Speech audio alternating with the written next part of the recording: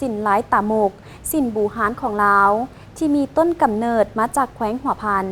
ซึ่งเป็นสินที่ตำยากและหลายคนอาจจะยังบ่ฮู้จักซึ่งว่าปัจจุบันแม่นพวบได้รับการส่งเสริมให้คนลาวได้ฝึกการตำสินหลายตาหมกเพื่อเป็นการรักษาและสืบทอดภูมิปัญญาเทคนิคของการตำหลายตาหมก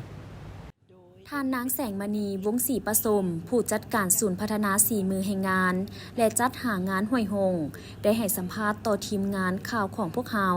เนื่องในโอกาสการจัดงานวางแสดงหัตถกรรมภายใต้หัวข้อเสน่ห์สินตามูกการรักษาเทคนิคการตำหลายตามูกระหว่างวันที่ 14-15 มีนาผ่านมานี่ว่าสินหลายตามูกเป็นสินบูฮานของลาวที่มีต้นกำเนิดและเป็นภูมิปัญญามาจากชาวแขวงหัวพันเป็นสินชนิดหนึ่งที่มีความยากในการตำโดยจะมีการตำแบบสองเครือไปน้ำกันคือเครือยืนและเครือตามูกที่รวมมีหลายขั้นตอน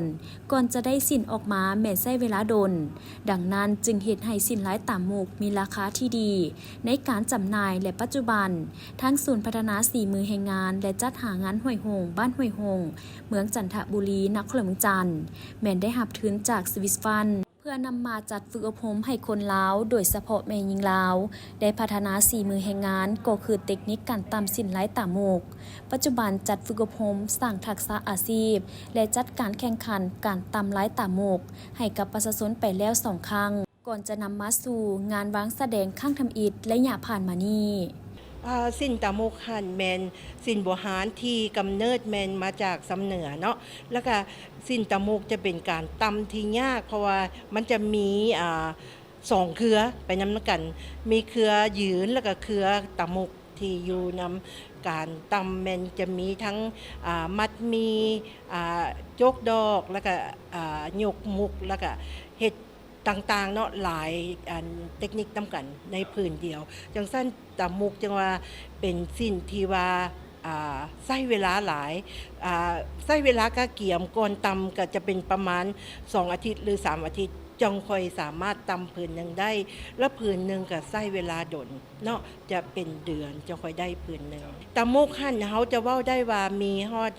3 ถึง 8เนาะมีตามุก3 4 5 6 7 8เป็นอย่างที่ไปแต่ลวดลายจะต่างกันเขาจะได้แยกให้ได้เลยว่าตามุกใดเป็นตามุก3ตามุก4อย่างนี้เนาะเขาได้ฝึกอบรมเนาะ